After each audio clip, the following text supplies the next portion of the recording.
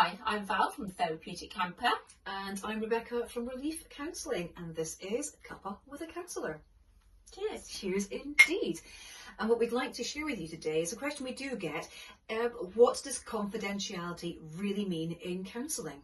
Yeah, and that's really interesting, isn't it? Because to keep things confidential means that you don't tell anyone, and it can be quite a misconception that everything remains confidential. Absolutely, because we do tend to say everything you tell me is confidential. There are exceptions, and those exceptions are for your safety. So yeah, and they are things like serious harm to yourself or others, really is the main thing, and what that actually looks like.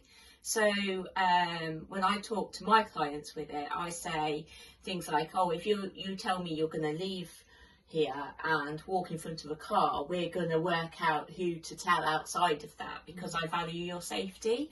Absolutely, and if you disclose to me that you're at risk of harm, for example, somebody's threatened to hurt you or threatened to do something, I would be concerned for you and work through it and say, right, what can I do to help you stay safe? Do we need to involve the police? Because there are some things that counsellors are required to report. We don't get a choice in that. So if you're involved, for example, in serious crime, that's something that we would have to report. Now, by serious crime, let's just get this absolutely clear. If a client comes to me and says, well, they're involved in money laundering, or they're going to round rate Tesco because they don't like the prices, yes, I would have to report that.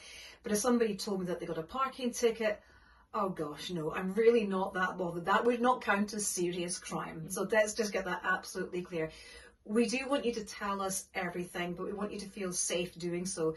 But we also want you to know that there are some things we'd have to report for your safety, as well as perhaps for other people. Yeah, and it's about the duty of care, isn't it then? A duty of care for clients, and you know, because we do really care.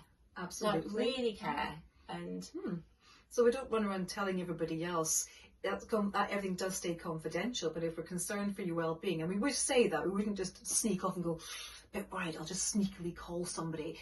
We discuss that with you because we care for your well-being very, very much, and we don't want you to be at risk of harm or being hurt or hurting other people, because it's although there will be times when you're probably quite angry, quite hurt, you can't hurt others. So it's about working through that, and that's why we're here as counsellors, to help you work through things and to find the safe way forward. So that, in a nutshell, is confidentiality in counselling.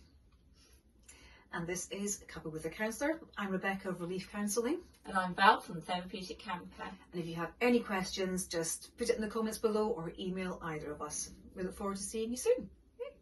Cheers. Cheers. Thank you.